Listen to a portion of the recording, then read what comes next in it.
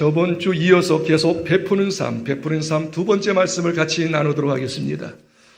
오늘은 종려주일입니다. 종려주일은 아까 말씀하신 것처럼 예수님께서 우리의 죄를 다 속하기 위해서 십자가 지시기 위해서 자원에서 예루살렘에 입성하신 날이 바로 종려주일입니다. 그리고 내일부터는 고난주간이죠. 예수님이 월요일 날 뭐 하셨느냐면 성전에 가셔서 막 매매하고 막 비둘기 팔고 양 파는 사람들을 막 채찍질하면서 이 만민이 기도하는 집에 하나님께 영광 돌리는 예배당에 어떻게 그렇게 매매하느냐 하면서 성전을 깨끗하게 청소하셨어요. 그리고 화요일 날은 뭐 하셨느냐 하면 감람산에 가셔서 이제 앞으로 어떤 일이 일어날지 시대의 종말에 대해서 이야기했습니다. 종말에 대해서 징조에서 쭉 이야기하고 난 다음에 너희들은 끼어 있어라. 인자가 다시 이 세상에 올 것인데 그때 주님을 맞이할 준비를 하거라 하면서 종말에 대해서 이야기하고 끼어 있도록 그렇게 이야기를 하셨어요. 그리고 세 번째 날은 이제 오전에는 이 막달라 마리아, 귀신 들려가지고 예수님이 고쳐주셨던, 그리고 치료받았던 막달라 마리아가 예수님께서 십자가 지신다는 사실을 알고 자기가 지금까지 꼬이꼬이 준비했던 옥합을 깨트려서 주님 머리에 붓고 자기 긴 머리털을 가지고 예수님의 발을 닦아주며 입을 맞추며 예수님의 장사됨을 십자가에 돌아가심을 기념하게 하는 아름다운 모습을 보였습니다. 그리고 오후에는 그야말로 가장 믿었던 가룟 유다. 왜 가룟 유다를 가장 믿었는가 하니 가룟 유다에게 재물을 맡겼거든요. 물질을 맡겼거든요. 믿는 사람에게 재물을 맡기지 않겠어요? 가장 아꼈고 사랑했고 믿었던 가룟 유다에게 배반을 당합니다. 가룟 유다가 예수 팔려고 도망가 버립니다. 그리고 목요일 날입니다. 목요일 날 오전에 예수님께서 아까 우리가 거행했던 것처럼 성만찬을 거행합니다. 예수님이 친히 떡을 준비하시고 잔을 준비하셔서 내가 이것은 너희를 위하여 찢긴 몸이다. 그리고 이 잔을 마셔라. 너희를 위해서 흘린 피라. 내가 몸을 찢기고 피를 흘리심으로 너희의 모든 죄, 아니 인류의 모든 죄를 속하게 하셨느니라.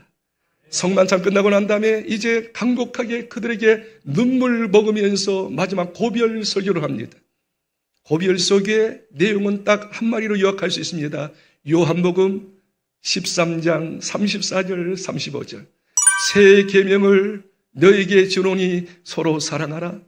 내가 너희를 서로 사랑한 것처럼 너희로 서로 사랑하라. 너희가 서로 사랑하면 너희가 세상 사람들이 내 제자인 줄을 알리라. 예수님께서 마지막 고별설교, 다른 말로 말하면 유언 말씀하셨는데 그 유언은 다른 게 아니고 서로 사랑하라고 하셨습니다. 그리고 저녁에 겟세마네 동산에 올라가셔서 밤새도록 기도하셔서 3번씩이나 울면서 기도하셨죠. 아버지, 할 수만 있으면 이 잔을 좀 지나가게 하소서. 그렇지만 내 뜻대로 마옵시고 아버지 뜻대로 되어지이다. 3번씩 통곡하면서 간절히 기도하시고 확증을 얻고 난 다음에 새벽에 로마 군병에 잡히셔서 그야말로 금요일날 오전 9시에 십자가에 처형을 당합니다. 처형을 당하면서 십자가에서 7말씀을 하시죠. 가상 7언을 합니다. 첫째 말씀 이런 말씀입니다. 아버지요, 저희들의 죄를 알지 못하나이다. 저희들의 죄를 용서해 달라고 첫 번째 십자가에서 주님이 고백하셨던 말씀 다른 게 아닙니다. 저희들의 죄를 용서해 달라고 죄 용서였습니다. 두 번째 강도가 이렇게 이야기합니다. 예수여, 저는 죄인입니다. 당신 나라에 올라가서 저를 좀 기억 좀 해주십시오. 그 말을 하니까 예수님께서 자기가 죄인인 걸 알고 내가 구세주인 걸 알았던 그에게 강도에게 이렇게 얘기합니다. 오늘 네가 나와 같이 낙원에 있으리라. 구원을 시켜주시는 구원의 모습을 두 번째 말씀이었습니다. 세 번째 말씀은 그 앞에서 십자가 앞에서 하염없이 울고 있는 육신의 어머니 마리아를 보면서 여자여 아들이입니다. 그 옆에 있는 요한에게 이야기합니다. 요한아, 내 어머니를 부탁한다. 마지막까지 육신의 어머니를 효도하는 예수님의 효도를 볼 수 있었습니다. 그리고 이제 십자가에 달린 지 벌써 5시간, 6시간이 되고 있습니다. 온몸에 아픔이 느껴집니다. 피가 쏟아져 내렸습니다. 물이 다 쏟아져 내렸습니다. 네 번째 예수님 가산 칠언이 뭔지 아십니까? 엘리 엘리 나마 사막다니, 엘리 엘리 나막 사마, 아버지여 아버지여 나를 어찌하여 버리시나이까, 형벌하시나이까. 너무 고통스러워서 절규적인 외침을 드렸지요. 그리고 다섯 번째 외침은 목마르다, 최절정의 아픔을 고백합니다. 목마르다, 목마르다. 누가복음 16장에 보니까 지옥에서는 음부에서는 목이 마르요. 불덩어리에서 고통을 당하니까 목마름의 그 절규를 예수님이 지옥의 형벌의 고통을 드러낸 것이죠. 목마르다, 목마르다. 그리고 이제 당신이 거의 죽을 것을 직감하시고 여섯 번째 말씀이 위대한 고백을 합니다. 요한복음 19장 30절. 테텔레스타이, 테텔레스타이, 다 이루었도다. 인류의 모든 죄가 다 사하였도다. 그리고 난 다음에 일곱 번째 마지막으로 주님 앞에, 아버지한테 고요히 이렇게 고백합니다. 고개를 떨구면서 내 영혼을 부탁하니이다. 그리고 운명하셨더라. 그리고 무덤에 장사들을 지냈습니다. 토요일날은 고요한 시간이었습니다. 그런데 새벽에 천사에 의해서, 성령의 능력에 의해서 죽었던 예수님, 완전히 죽었던 예수님이 안식 후 첫날, 오늘날 뭐 주일날 새벽에 부활하신 줄 믿습니다. 살아나신 줄 믿습니다. 그래서 모든 인류의 죄가 다 끝나고 새 소망, 새 희망을 우리에게 주신 줄 믿습니다. 오늘 바로 고난주간의 첫날 종려주일이 오늘입니다. 아까 이야기한 것처럼 이 고난주간에서 가장 핵심된 게 뭔가, 가장 중요한 사항이 뭔가. 아까 예수님께서 성만찬을 떼시고 난 다음에 제자들에게 고별 설교, 마지막 설교, 마지막 예수님의 가슴 깊이 있었던 유언을 남긴 유언의 말씀이 핵심적인 말씀입니다. 바로 요한복음 13장 34절 35절이죠. 우리 한번 읽겠습니다. 새 계명을 너희에게 주노니 서로 사랑하라. 내가 너희를 사랑한 것 같이 너희도 서로 사랑하라. 너희가 서로 사랑하면 이로써 모든 사람이 너희가 내 제자인 줄 알리라. 계속 제자들에게 다른 말 하지 않았어요. 서로 사랑하라. 내가 너희를 사랑한 것 같이 서로 사랑하라. 너희가 서로 사랑하면 너희가 내 제자인 줄 알아. 서로 사랑하라. 서로 사랑하라. 그렇다면 여러분이 여쭤보겠습니다. 서로 사랑의 진정한 의미가 뭘까요? 서로 사랑한다는 것이 우리가 구체적으로 이렇게 표현할 수 있을까요? 우리 주님께서는 이 서로 사랑하라는 말을 아까 13장, 요한복음 13장이었는데 14장 거쳐서 15장, 12절, 13절, 14절 통해서 서로 사랑하라는 말을 좀 구체적으로 말씀을 해주셨어요. 그 말씀을 한번 읽도록 하겠습니다. 내 계명은 곧 내가 너희를 사랑한 것 같이 너희도 서로 사랑하라 하는 이것이니라. 13절. 사람이 친구를 위하여 자기 목숨을 버리면 이보다 더 큰 사랑이 없나니 너희는 내가 명하는 대로 행하면 곧 나의 친구라. 네, 12절에 보니까 아까 이야기했던 똑같은 말씀을 다시 반복하잖아요. 내가 계명을 준다. 내 계명은 다른 게 아니다. 내가 너희를 사랑한 것처럼 너희도 서로 사랑했으면 참 좋겠다. 그러면서 느닷없이 서로 사랑의 의미를 이렇게 표현하고 있습니다. 13절입니다. 13절 한번 다시 볼까요? 사람이 친구를 위하여 자기 목숨을 버리면 이보다 더 큰 사랑이 없다. 사람이 친구를 위하여 자기 목숨을 버리라. 이게 참사랑, 큰 사랑이라.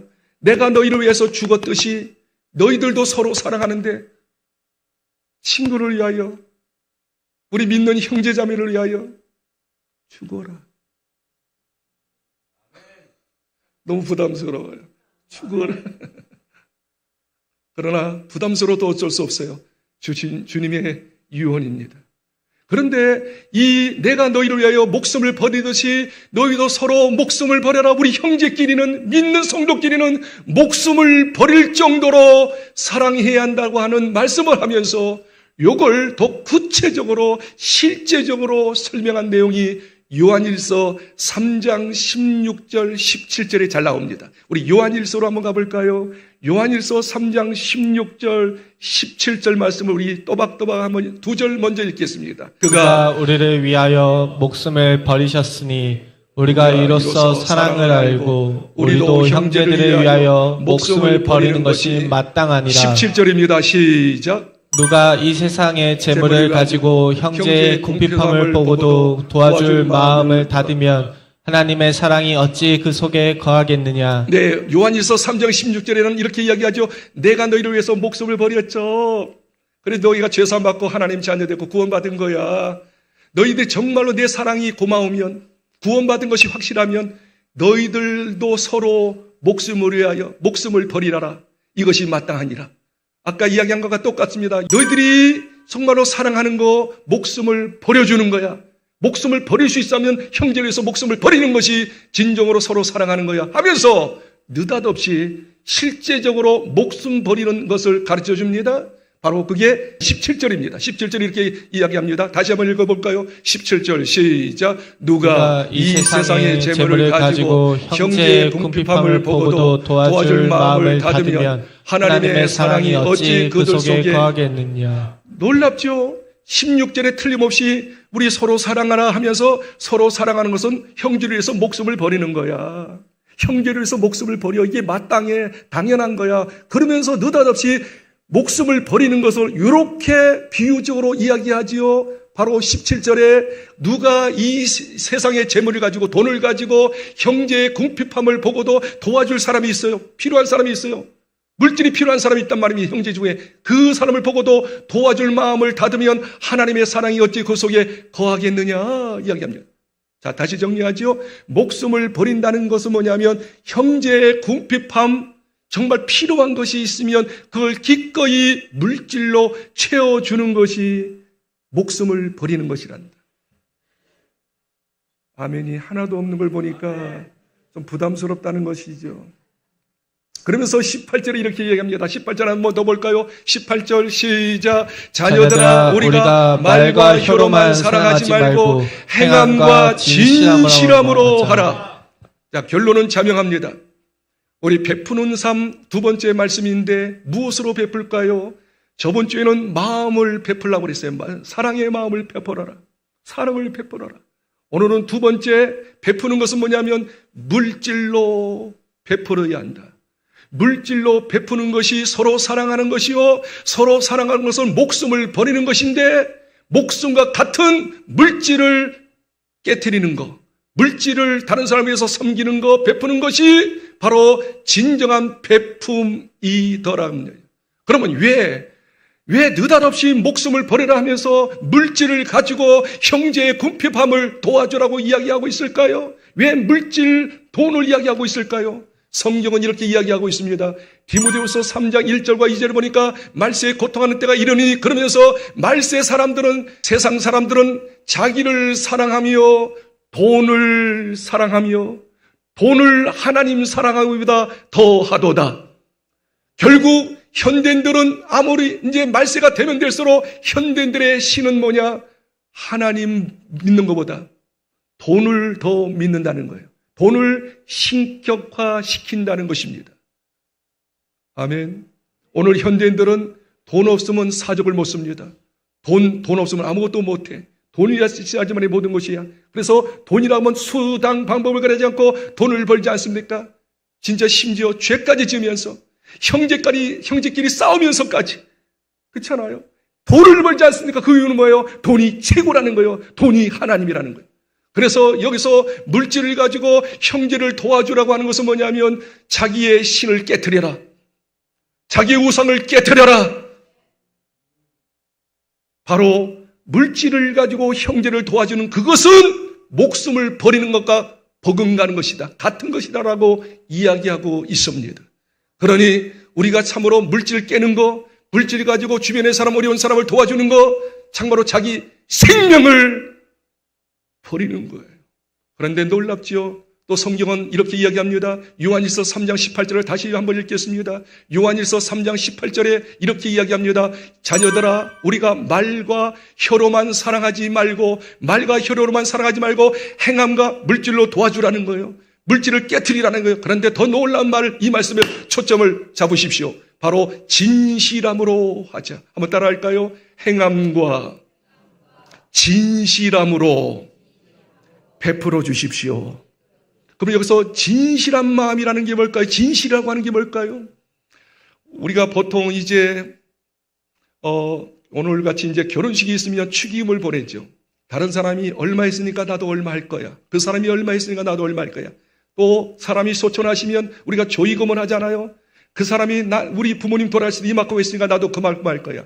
다른 사람이 이만큼 하니까 나도 이만큼 할 거야. 생색은 잘 내잖아요.